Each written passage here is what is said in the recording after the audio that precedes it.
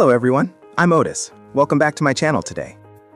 In this video, I will help you increase views and comments for your live streams with an incredibly useful software tool. Okay. First, we will access this tool. Here, it will manage many different TikTok accounts for you. Next, select the seeding function here. After that, select all the TikTok accounts you have. There. Next, you select the content section. There, for us to comment. We will save it. Next, what type of setting will we use? Setting video, setting keyword, setting live stream.